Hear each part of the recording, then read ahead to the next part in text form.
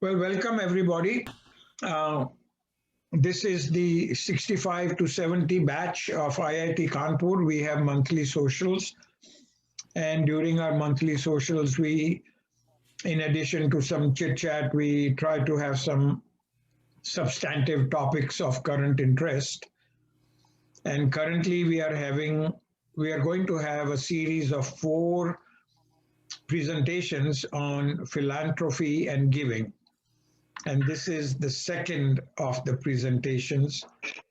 The first one was by Ronnie Ranodeb. He is in Singapore, he runs a hedge fund, and he gave quite an inspiring talk. And the talk today is by Lori O'Keefe. She is the president and CEO of the Triangle Family Foundation. And I will let her I'll let her tell you what she's going to talk about. Her topic is Give Smart and From the Heart. Ideas to incorporate philanthropy into your financial, family, and legacy planning. Lori is the president and CEO of Triangle Community Foundation. She has had that role since 2012. And she, in addition to leading the operations and strategic vision of the foundation, she works to ensure that the foundation's donors are engaged and connected to the causes they care about, and oversees the programs to support the Triangle's entire nonprofit community for the benefit of the region. Lori has devoted her career to the nonprofit sector. Before joining Triangle Community Foundation in 2005, she worked as a fundraiser and arts administrator at performing arts institutions in California and New York City. And she currently serves as the board chair of the North Carolina Network of Grant Makers. She is a native of Ohio and received a BA and MBA degree with a specialization in arts administration from the State University of New York system. So with that, Lori, I will turn it on to you. And if you have any slides to present, Prem is the person who's running things, and he will give you access to show your slides. Okay, great. Yeah, that would be great. I do have just a few slides. If I'm able to share my screen, that would be terrific. I am not the most technically savvy, so you will have to bear with me a little bit while we set that up. Try to share your screen. I think you should be able to do it. Okay, great. All right, now I have to do the hard work of making sure that I share the right screen and then in the right. Yes, we can see that. In the right. We see your. Gotcha. All right, so let's see if this works. We're going to give it a go. So thank you, first of all, Ish, for inviting me to share a little bit about not only my story, but thinking about how you all can have maybe a better understanding of philanthropy and giving and how it works within your lives and your planning, not just financially, but with your families and just because there's so much great things that can come from giving. And I was really inspired by Ronnie's presentation last week, and as he gave my bio a little bit there, unlike Ronnie, who has really made a successful career for himself in the for-profit sector, and now is thinking about how the success and assets that perhaps he has earned for himself and how he can deploy those back into the community in the ways that are meaningful to him. I've spent my entire career in the nonprofit sector, so I my brain, this is my day job, and this is the stuff that I think about all the time.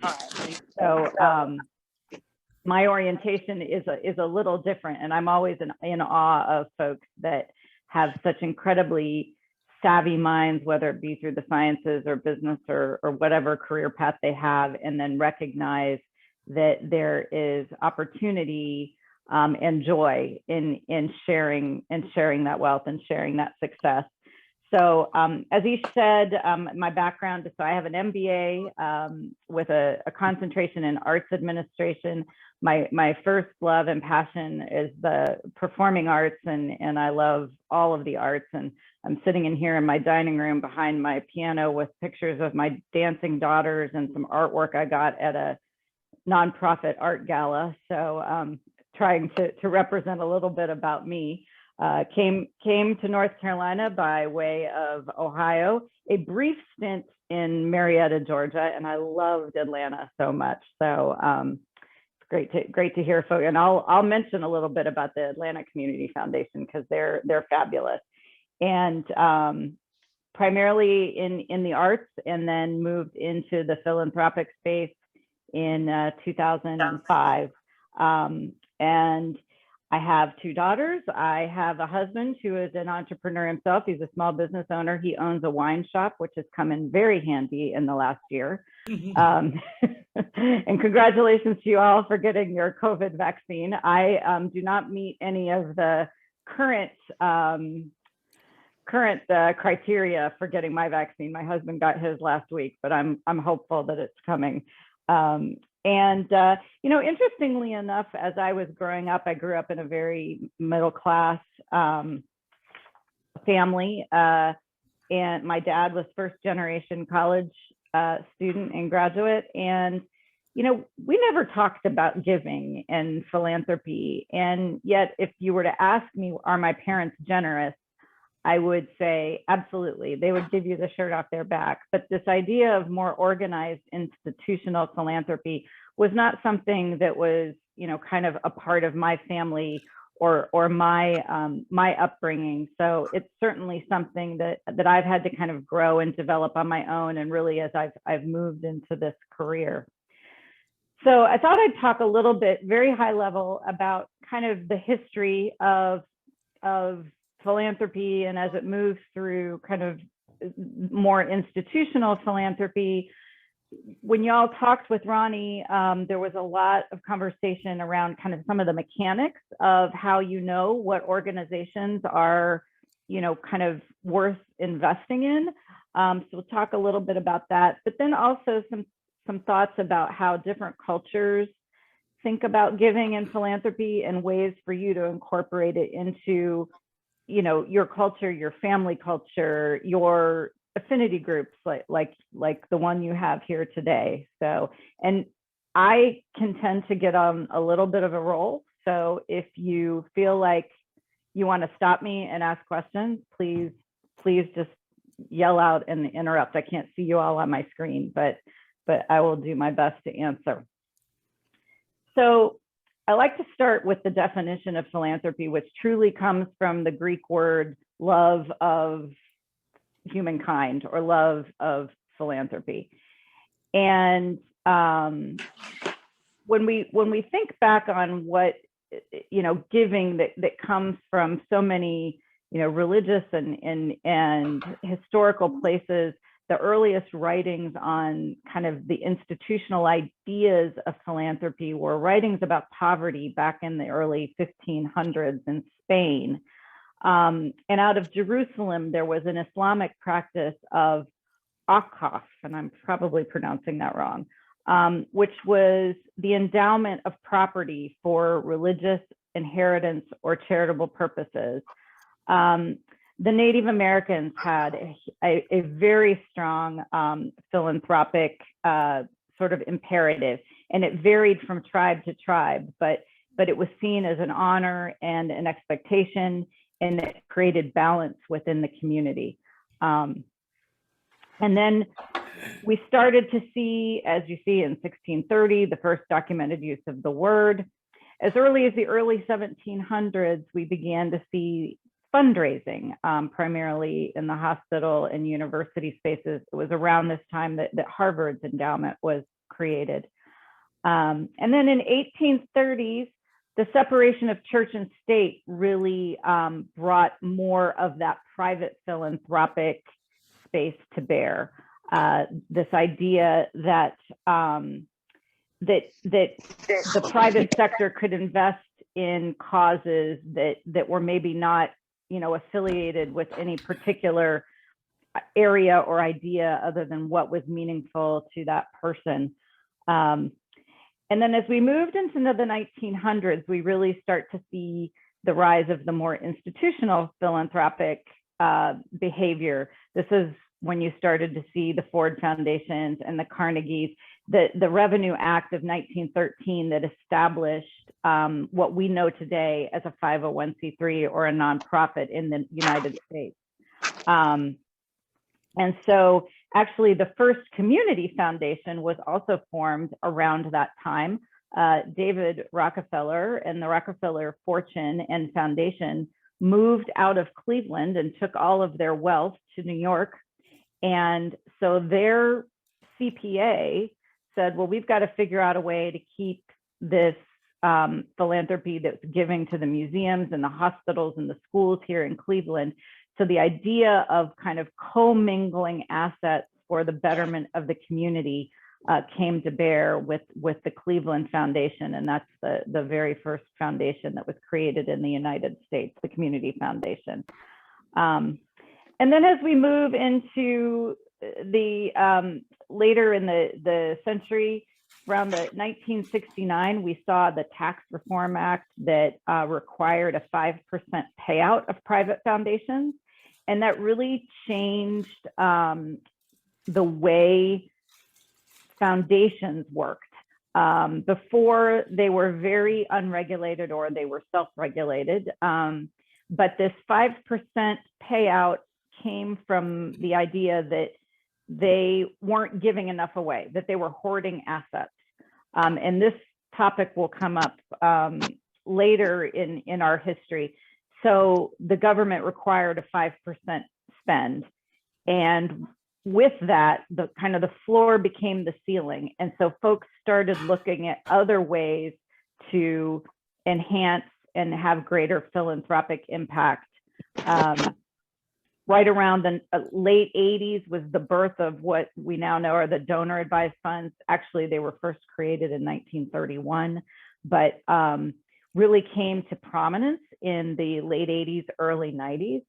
And we see commercial charitable funds out of investment houses such as Fidelity, Charles Schwab, Vanguard, all have charitable arms that hold these donor advised funds, which community foundations, including ours at the Triangle, can hold these types of funds as well.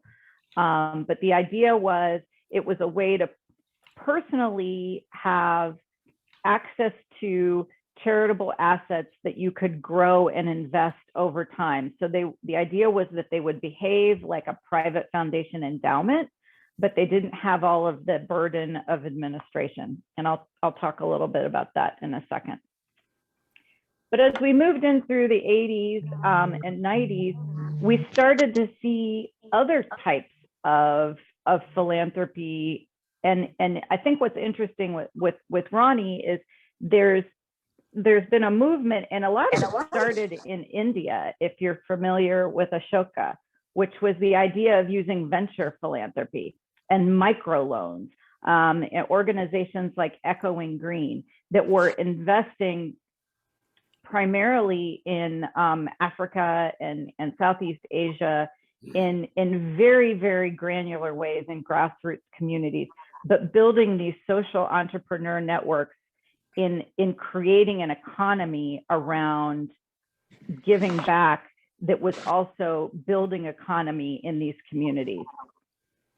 We also saw the rise of impact investing, which was the idea that you could make a charitable profit out of investing in either socially, like social impact bonds or investing in your local affordable housing bonds, where there was an opportunity for a return, but there was still a philanthropic or charitable purpose. And today we see individuals like Zuckerberg and Soros and Bill Gates that are kind of creating their own vehicles. Zuckerberg is a really interesting one in that he's created an LLC, and basically under that LLC, he has a private foundation, he has a donor advised fund at the Silicon Valley Community Foundation, and he has just a company. And that way he's able to kind of invest however he sees fit, and he uses whichever vehicle makes the most sense for him and what he's trying to accomplish, whether it's internationally, nationally, or locally. He uses the vehicle that is mechanically working best for him. So as you can see, the idea of giving as a cultural expectation, as a faith-based expectation, coming full circle into, you can make it as complex as you want to make it. And oftentimes that is tied to tax benefits and other rationales for why you would give in that way. So in preparing for this presentation, I actually spoke with another of our fund holders who also is from India. And she said, well, Lori, we're incredibly generous, but philanthropy isn't always very organized. It's imperative. It's what's expected. It's how we build community. She said, my grandmother, when she was making a meal, would always make sure she made a meal that served the neighbors down the street. And she told me the story actually of and I'm going to probably kill the pronunciation, but Swami Vivekananda, who actually influenced Rockefeller to create the Rockefeller Foundation, said, let the giver kneel down and give thanks, and let the receiver stand up and permit. So the idea that it was the giver that was getting the gift from the giving. And I thought that was a really important thing to share, because I think in institutional philanthropy, we talk a lot about the power dynamic between the donor and the nonprofit. And because the donor is giving, we get to lay out all these rules and we have all of these expectations. But the idea that no, it's the donor that should be thanking for the ability to give the gift to the receiver. I thought that was really, really an interesting point. I think we've all experienced that sort of imperative that, we see someone on the street or we read about something on TV and we feel sort of morally compelled. So there's not necessarily an institution or a rationale behind that giving. It's the right thing to do. And then of course, faith and religion, in Christianity, there's a lot of talk about tithing, 10% of your earnings that you give to the church every Sunday, and the church in turn gives to those that are less fortunate in their congregation. We know that in the Black community, the church is the heart of so much, and there is a lot of giving and philanthropy that flows through the African American church culture. And I'm sure as I've read about different aspects of the Indian culture and some of the ways that you all or that the Indian community will give to community directly, but then also wanting to make sure that if you're living in the States, for example, that there is giving that's happening in the home community as well. And we see that a lot also with our Hispanic and Latinx donors, that there is a real imperative to give back to where they came from as well as where they live today. Pause there. Like I said, I can get on a tangent, so feel free to stop me. So let me talk a little bit more about different mechanics of considering that at least in the States we have as it relates to maximizing kind of the philanthropic dollar, as it were. You know, there are certain tax benefits that you receive from giving to nonprofits or giving to charity. And depending on the type of asset, and I'm not going to go into tax and giving law tonight, but depending on the type of asset, the timing of gifts, you know, you get to reduce your AGI, or there are certain benefits on your tax returns that you're able to appreciate. The one interesting point, going back to the private foundation piece, is there is a 5% payout. That's a requirement by the government. And often what we see at the community foundation is folks will set up a private foundation primarily because they think that they want to maintain that control. They get to ultimately have more control over where their dollars can go. I think the downside is, depending on the size of the assets, there's a lot of administrative burden. You have to file a 990. There is you are exposed on your 990 to where you've contributed to. That's public information, which is why a lot of donors have turned to this donor advised fund vehicle. And I don't know that there is a reciprocal or a similar type of organization in India, but those of you that are in the States know that your communities most likely all have community foundations that hold different types of funds. They may be funds that their board and staff have discretion to determine where they go, but a donor advised fund gives the donor the ability to advise where their dollars go without that administrative burden that a private foundation carries. There's no required payout. There's a lot of flexibility.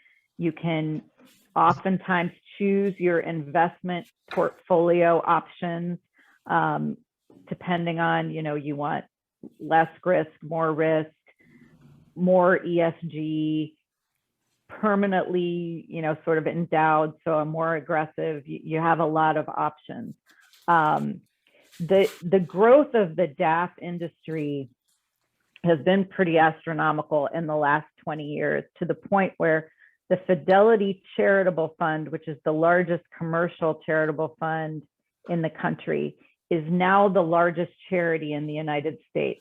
Wow. Outsizing the United Way, which for years was the largest charity. And so some of these funds have come under criticism in recent years because they don't have the regulations of the private foundations, so they're seen as potentially hoarding assets. There's also a little bit of, as I said, this power dynamic that happens with donors versus the nonprofits, and when it comes to control. And there are some critics of the donor advised fund model, and actually just institutional philanthropy writ large, of that there is an unwieldy power dynamic in terms of the control that they are able to wield over the nonprofits that they're giving to, that impacts the ability of nonprofits to work effectively, and it's kind of offsetting the system. More recently, there has been some criticism of institutional philanthropy generally being built upon the very backs of the wealth that has been given to the philanthropic vehicles.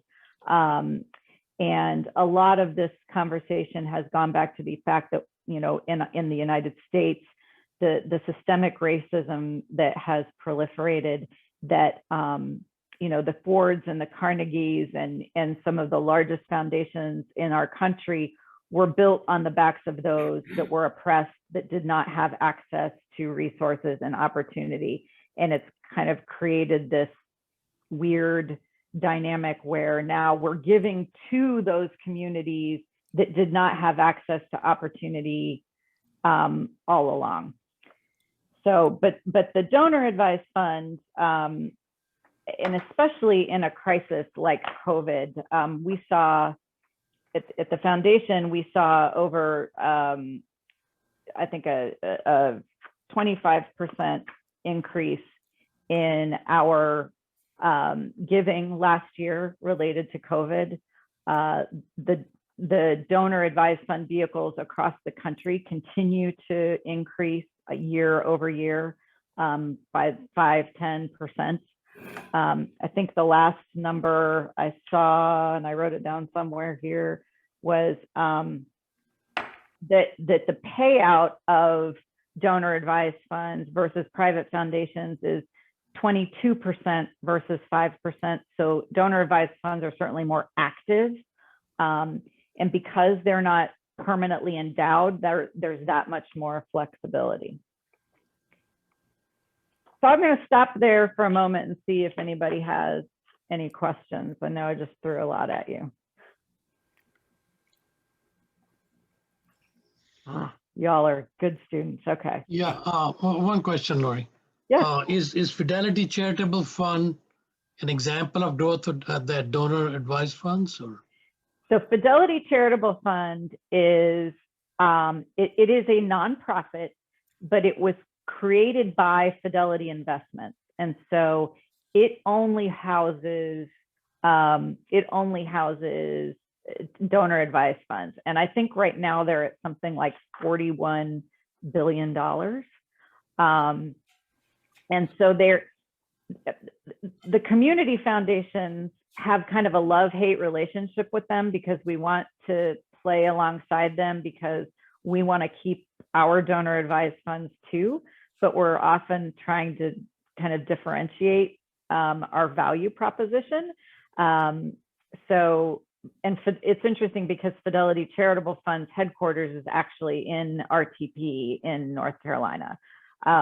So I have a philosophy that if you're giving for the right reasons and you're giving from the heart, it doesn't matter what your vehicle is. So, but they are very active, and they are the largest, and they hold, I think, something like 8,000 donor advised funds. So, and a lot of the banks now also have their own, like I know Truist is starting one, and again, Vanguard, Schwab, I know Bank of America has one.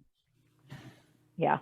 Lori, I don't know if you are going to do it later on, but could you kind of differentiate what do community foundations, what is their interest, you know, some idea of the differentiation between your foundation and what Fidelity Charitable is? You know, I don't know if you were planning to talk about it later on. Yeah, no, I can touch on it here. So the biggest differentiator is Fidelity Charitable, or a commercial charitable fund, I think is a great vehicle if you know where you want to give, you already have a financial relationship potentially with that institution, you know, so you want to kind of one-stop shop. You know, they'll claim that their fees are lower. I would quibble with that a little bit. So, and if you're maybe giving all over the country, the reason you would get involved with a local community foundation is because you want the expertise, and I'm going to talk about this in a little bit, but you want the expertise of that community foundation to know the nonprofits in that community. So like for Triangle Community Foundation, we can make grants all over the country, but you're not going to ask us about, you know, how's the Woodruff Arts Center doing, you know, because we're not in Atlanta, because we're not going to know that, you know, but we could talk to you about how the Carolina Theater is doing, you know, or the Food Bank of Eastern North Carolina, or what's a good transitional housing program to invest in the Triangle. So being a part of your local community foundation allows you to have access to a little bit more expertise of kind of what's going on in your community. And I'm going to talk a little bit about that in a bit as it comes to resources. So, all right. So let me talk a little bit about some things that I heard from Ronnie's presentation that I thought I might give you a little bit more food for thought on.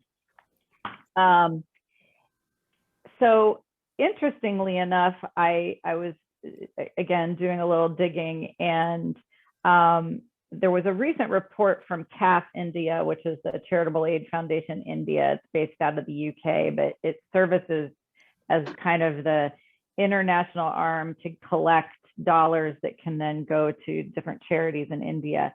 And they talked about, you know, over time, I think over a 10-year period, and I can share this in the chat, the link to the PDF, that giving has been pretty steady. But that one of the things that was most important was transparency in the nonprofits, that wanted to understand that they were really doing what they said they were doing.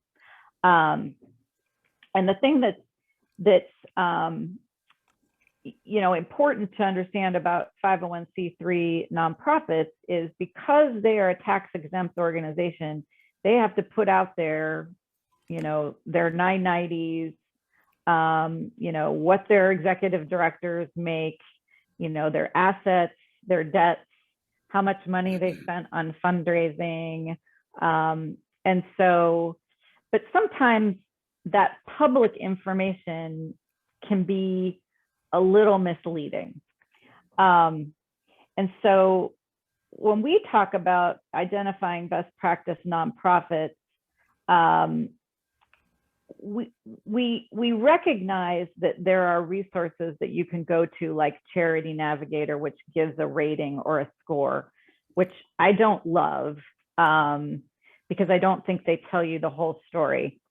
And then GuideStar is another resource that will actually take you directly to the registered nonprofit, and you can look at all of their 990s. But even then, that can be a little misleading.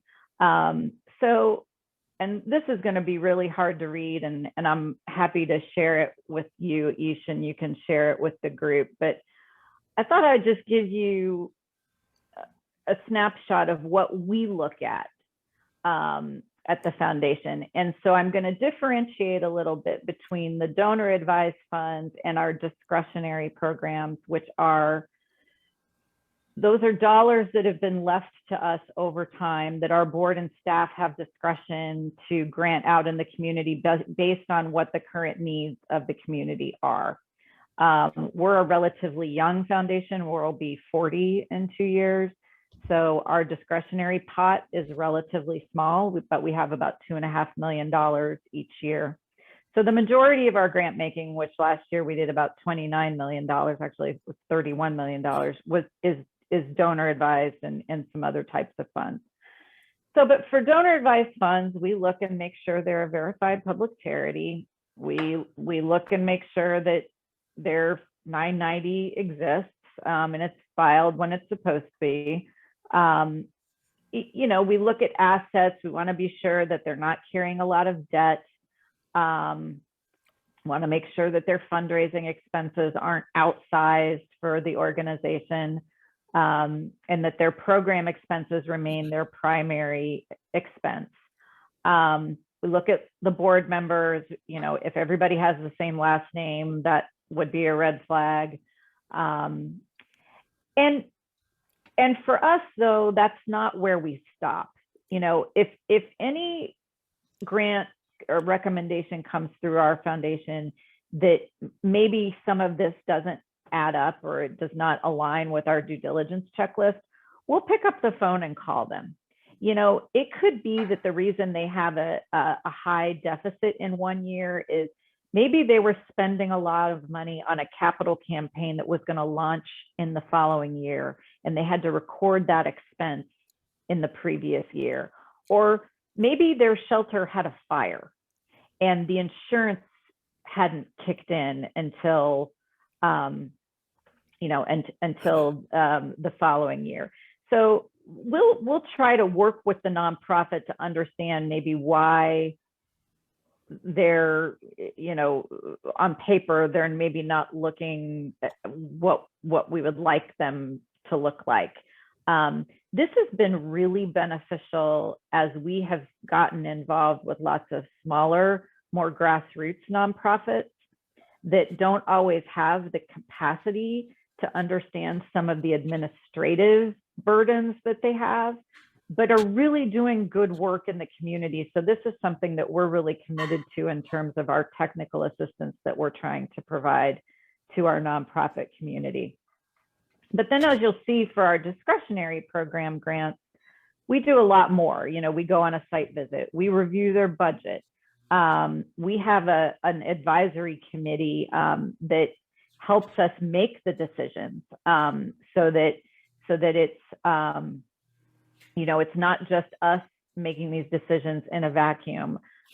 They have to comply with our non-discrimination policy that says they don't discriminate on it against anyone based on race or gender or faith or sex or, you know, all those things. And that's really where, when we're thinking about the organizations that we want to share with our donor advised funds, we can say, well, we've got these 1,800 nonprofits in the triangle, but here are the ones that we know well and that we have vetted and we really think are doing a good job.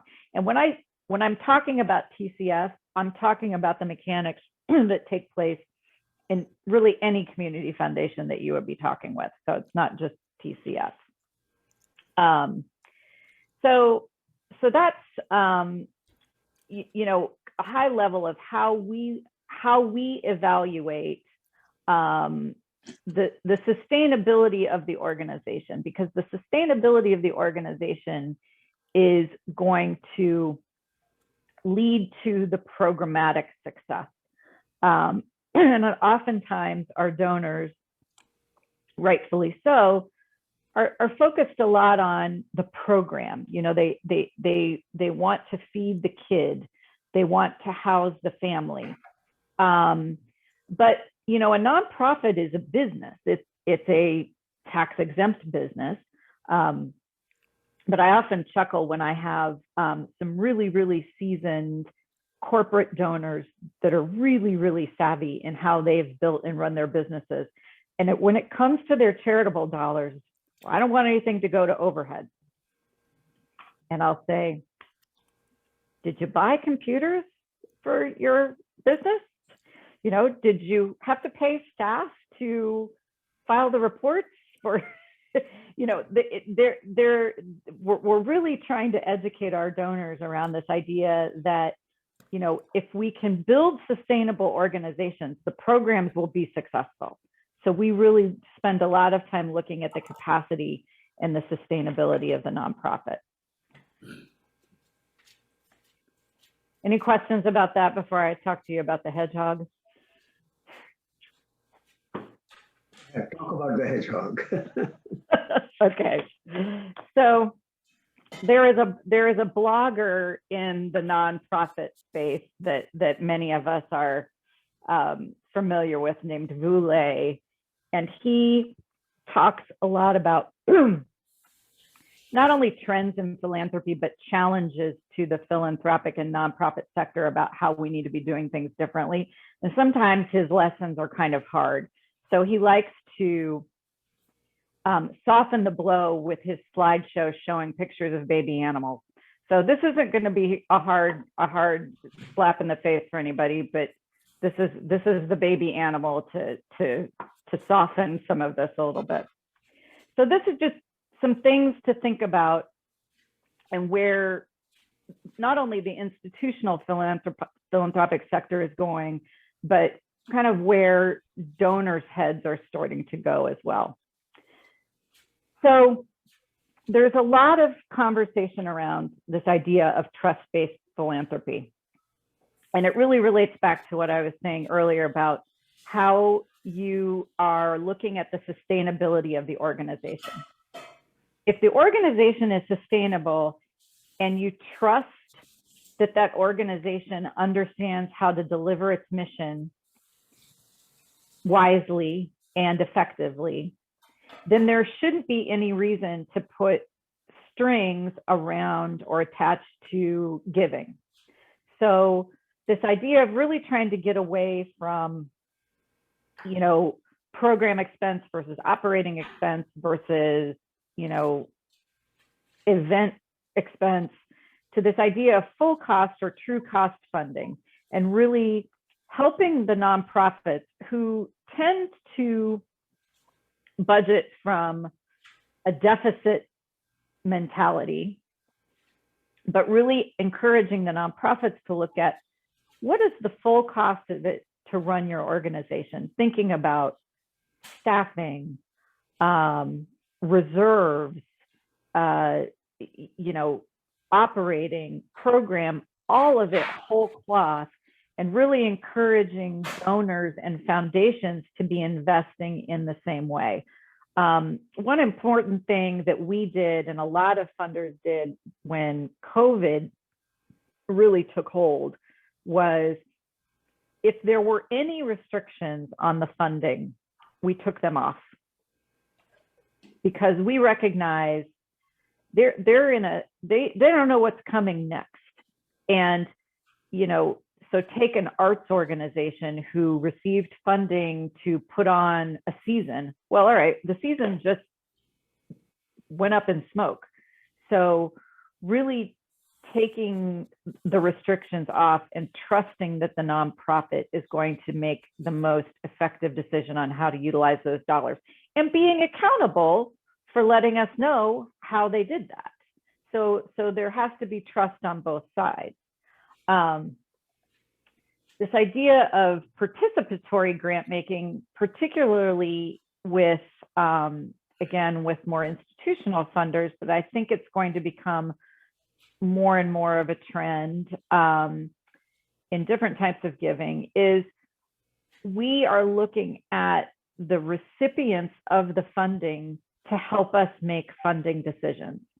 So right now, for example, we have a cohort of grantees that we funded through what we call our Triangle Capacity Building Network, and we were really investing in the organizational capacity of smaller grassroots nonprofits. And we invited a subset of that grantee cohort to be the decision makers for our next round of grants. And that did a couple of really important things. It helped us understand what were the right questions we needed to be asking of our grantees when they're applying for funding. But it also helped the grantees, who sometimes look at us as this ivory tower and, you know, just are sitting around on thrones, just sort of handing money out willy-nilly, to really recognize this is hard, you know, to make good decisions about where these investments go is hard. Impact investing, I touched on this a little bit earlier, but the community foundation space is getting more and more involved in this, and how, you know, we talk about our investments or our distributions in terms of our grant making, but most of us are sitting on sizable assets that are designed to be invested and grow returns over time. But how can we take some of those assets and redeploy them in our communities to receive a return back to the foundation? So it's not only increasing our ability to do grant making, but it's also infusing our communities with capital. So Foundation for the Carolinas is very involved in, there's a huge affordable housing bond in Charlotte. We did an impact investment a couple of years ago. It was basically a bridge loan through a CDFI that invested about $7 million into two kind of nonprofit consortiums that were buying property in Durham.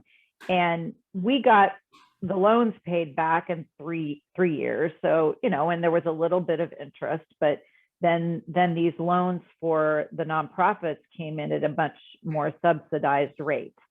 So at TCF, we're actually looking to grow that pot a little bit, and we have some of our own unrestricted assets.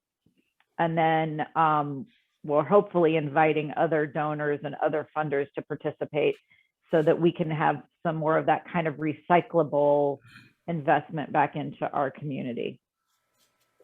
Another area that not so much smaller foundations, but some of the larger national and international foundations are getting involved in is advocacy and policy change, which I think has been coming over time as we recognize that often we're just putting Band-Aids on problems, and we need to think about how we can influence policies to help create solutions so that we don't have to have as many Band-Aids. Now, I think on the more local community foundation level, we like to talk about it as little a rather than big A. Foundations can lobby to a certain extent, but we talk about advocacy more around the terms of awareness, like education, helping our donor community understand what the policy issues are, why we're having to make some of the grants and investments we are, but it's some of the larger national institutional funders like Soros and Gates and Zuckerberg and the like that are getting involved in some of the larger policy issues. I'm going to pause right there to see if you have questions about the kind of the mechanics. So I have a question. Yeah. Or rather than an understanding. So basically, we are all middle class. We are not billionaires. And most of us are thinking about giving to charities rather than to foundations who in turn give to charities. Mm-hmm. So whether it is PBS or whether it is the local food bank, Yep. or whether it is the local art group. So that's the level. My understanding from all the foundation, whether it is donor advised or community based, that's more the privy of people who are looking for substantial tax benefits and also philanthropy at the same time. Mm-hmm. Mm-hmm. And as such, want to give into an organization which is very structured. Yep. Am I correct in my understanding of? Yes. Yes. So, and I hear you, and all of what I've shared here are things that you can apply to when you're giving directly to the food bank or to PBS. I will say that for Triangle Community Foundation, for instance, our minimum for a donor advised fund is $10,000. I think at Fidelity, it's $5,000. And the idea there is just so that like your 401k or your stock that you have the ability, as you're deciding how to invest it out, you have the opportunity for it to grow. So it doesn't have to be millions of dollars or even tens of thousands of dollars. It's a way to have a little bit of opportunity for some growth, but also access to maybe some of these resources. But I would also say, at least I know for me and TCF, I get phone calls often for folks that are never going to open a fund with us that want to know, okay, where do you think how's this organization doing? I had one of those calls just earlier this week. And of course I'm going to share, because I think all community foundations really want to be seen as that resource. And if it helps somebody make a more educated philanthropic investment, so it doesn't have to be through us.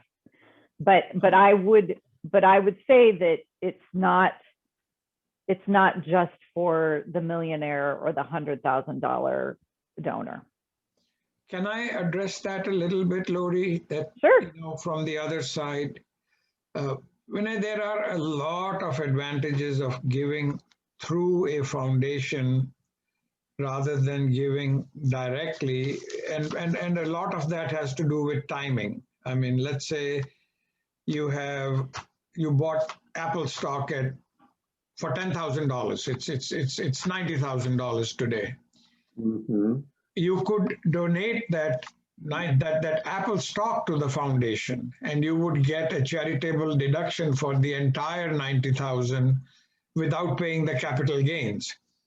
And you don't have to decide which charity you're giving it to. You park it in your donor advised fund. So your donor advised fund at the Triangle Community Foundation or Fidelity Charitable has $90,000 in it. Then you can meter it out whenever you want. And you got the tax deduction for giving it one time, and it's very efficient. I mean, you can't give, like you want to give $500 somewhere, and you can't slice and dice your Apple stock. You can just say, I have this appreciated stock. Instead of selling it and paying capital gains, I'm going to donate it, and I'll get a deduction for the whole amount. So, yeah. And then you meter it out at your will, as you want, when you want. So that's a very significant advantage of giving through a family foundation. Yeah. And that would be donor advised fund. Yeah. Yeah. Mm-hmm. Mm-hmm. Okay. That's a good example. Very good example. Yes. Yep. Each we're giving each a job next week. So I promised Ish that I was going to go very soft on, and this really applies to all community foundations and the Fidelities and where you live. But I do think it's important to dissuade yourself of the notion that it's for the uber wealthy. Okay. So sure, go ahead. I have a further clarification. So I couldn't give my Apple stock to my university. Mm-hmm. You could graduate from and get the same benefit. Sure. Mm-hmm. I mean, that's fine. You can do it. But let's say you want to donate to 10 organizations. Are you going to, you could give all of it to the charitable foundation, and from the charitable foundation, you can give money to your university. You can give money to the World Wildlife Fund. You could give money to, you can give it to whoever you want from there. And so you have to give the money only once, as opposed to if you have 10 charities that you want to give to, then it becomes, a little bit of a burden just trying to, donate. And then the forms you have to fill, with the IRS when you donate like that, instead of 10 forms, you have one form. Hey, Ish and Lori, I had a related question. Sure. On this. If you use the qualified charitable donation feature, which is also called QCD, Mhm. which actually takes money, where you take money out of your retirement account and you Mhm. give it to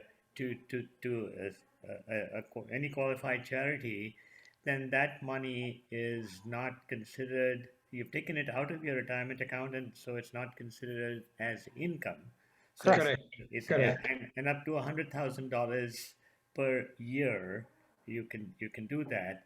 But as I understand, the restriction is that that has to be given to a given charity or several charities as opposed to a donor advised fund. I wish they would You're allow. correct. Is that That is correct. That is correct.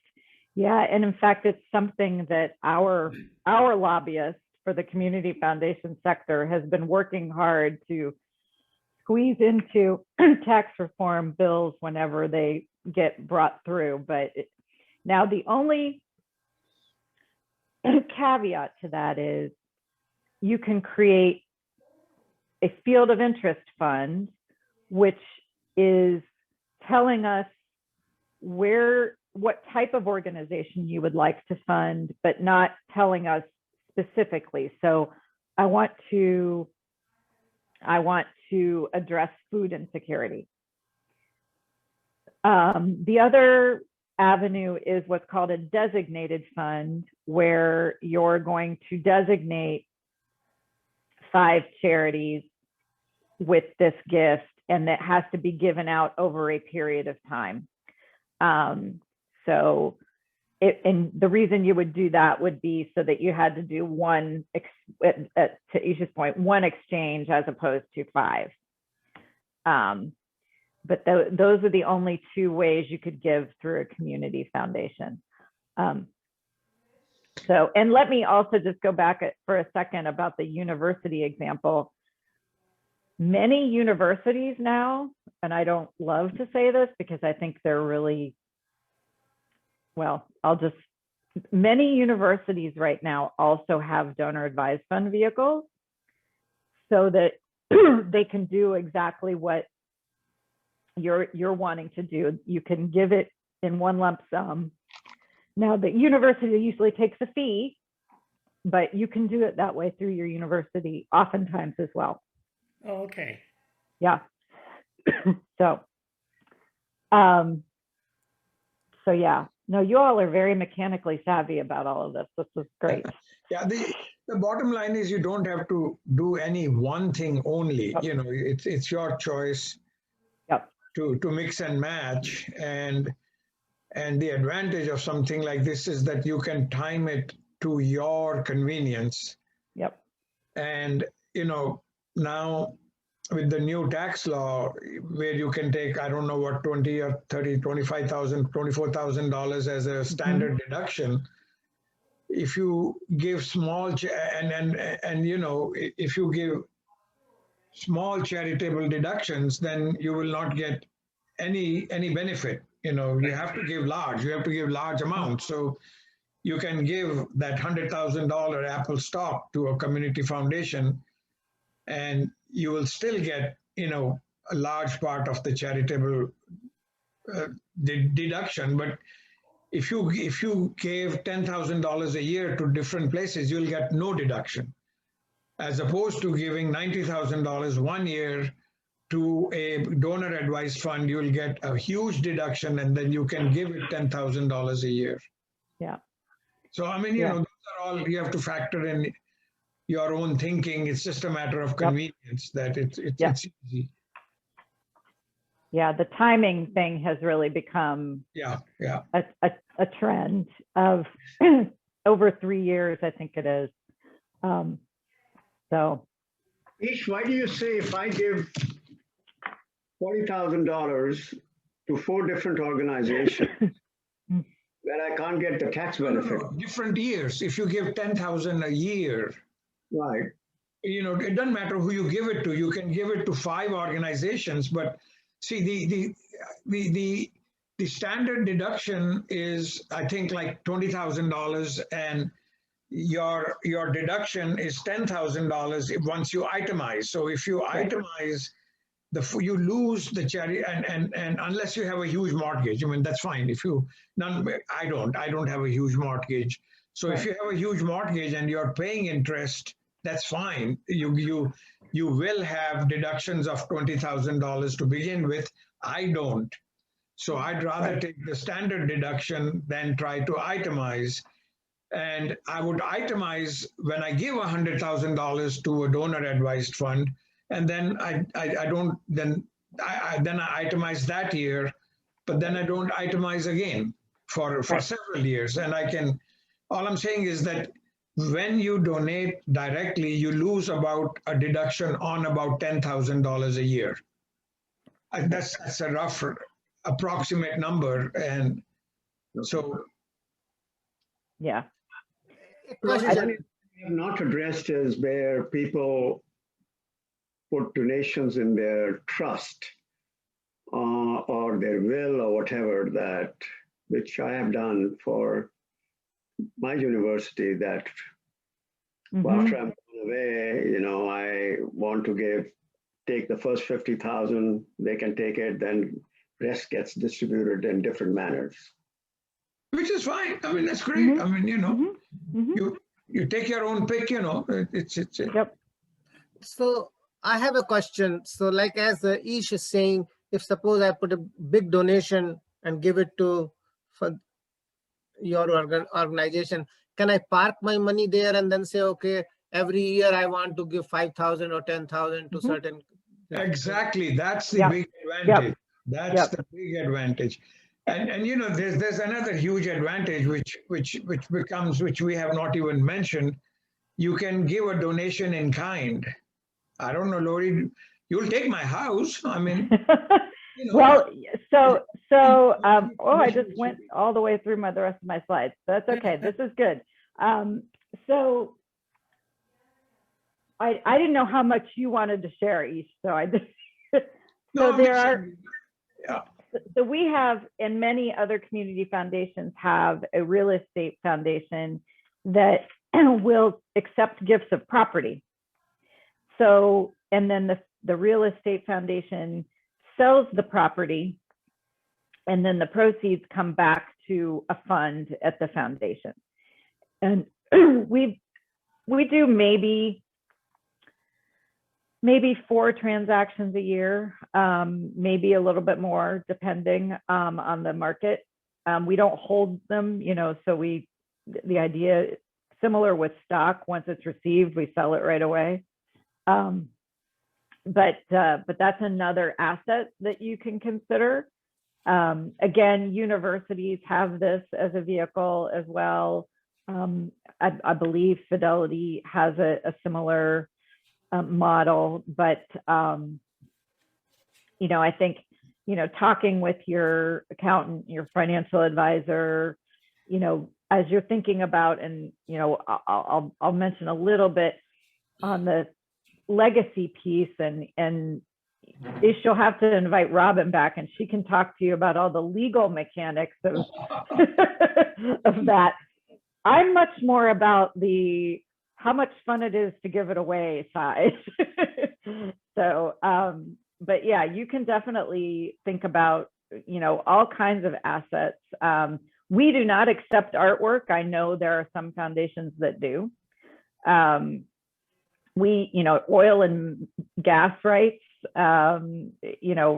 real property.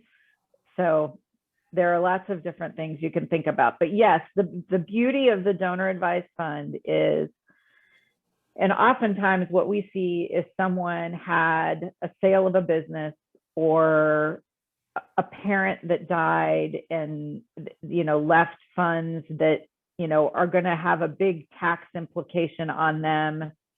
And so they'll establish a fund to minimize their taxes, or like with the charitable, with the IRA, they are wanting to reduce income. So they'll give for that reason. And then not with the IRA rollover, but with the others creating the donor advised fund, then yeah, over time you can, decide how you want to give it and where you want to give it. We do have a policy that says every 3 years we have to see some kind of activity, but the activity could be, I'm waiting to get the fund to a certain size because I'm trying to give it to my university to endow a scholarship or something like that. So it's still even then pretty flexible. So, all right. Well, I know I'm getting past my time here. So let me just talk really quickly about, some things to think about when you're trying to determine where to give. And this is regardless of through a foundation, directly to PBS, however you want to do it. But, often we talk with donors and they say, we just really didn't realize how hard this was going to be to give it away well and give strategically, and I'm not really sure where to start. And so we also often say, think about, your own interests, your values. We have a fund holder who is from Turkey, who's in healthcare. And so his giving is very much tied to Turkey and healthcare. But as he's lived in this community and raised his children in this community, he has gotten more and more involved in education because he's seen kind of the gap between his own kids' educational experience and some of their peers. So it's really about kind of thinking about your own experiences and what you get excited about. For me, it's the arts. That's my passion. That's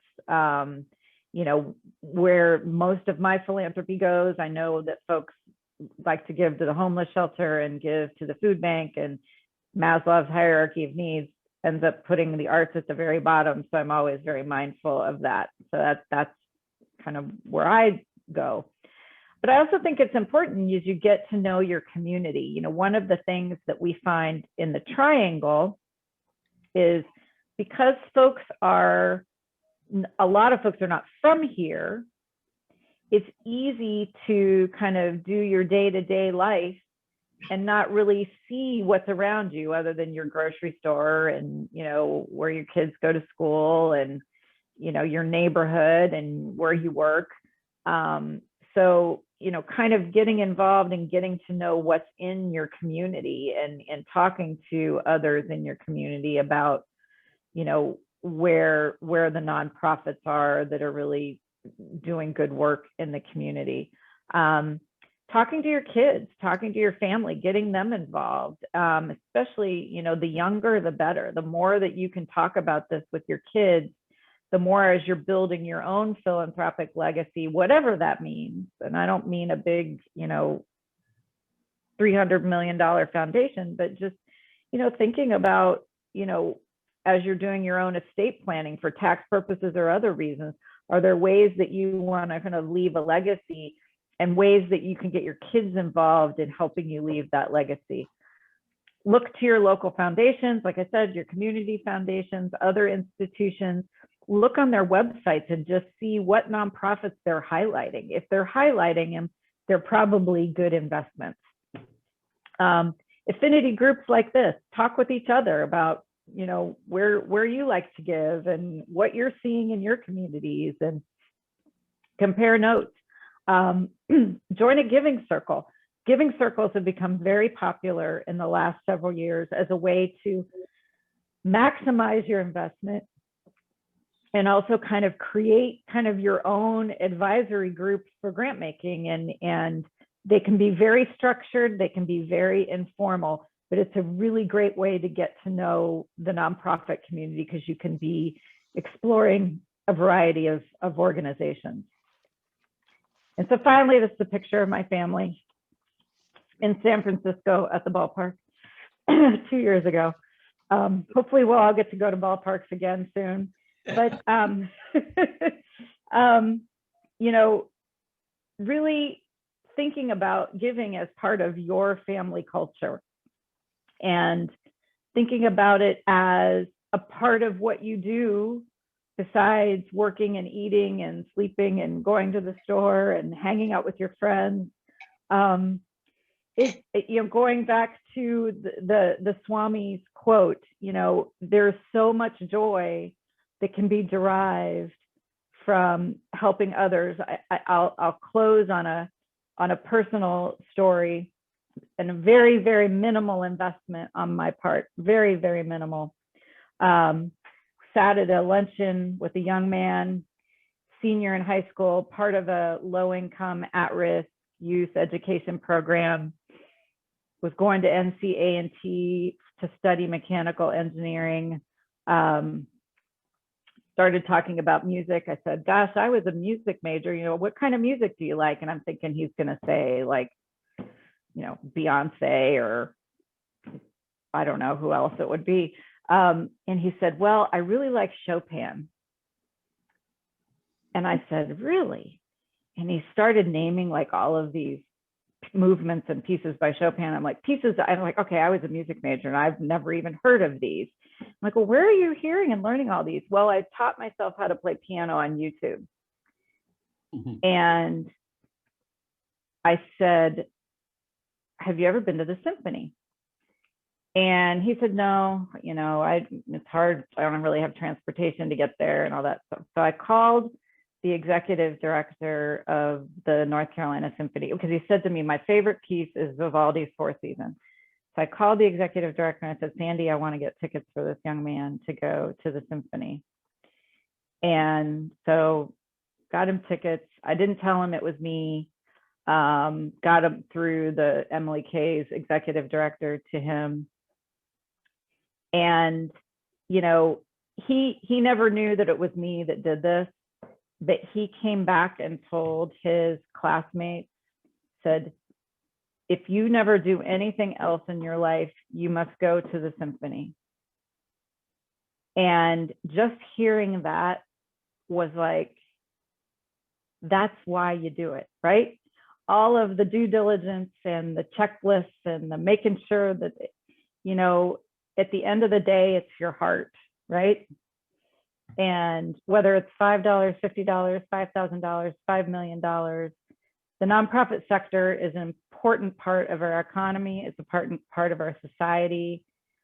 And we need to consider our investment in the organizations that are building our communities as something that's important and part of our culture. So happy to take questions. Y'all have asked a lot of good ones already.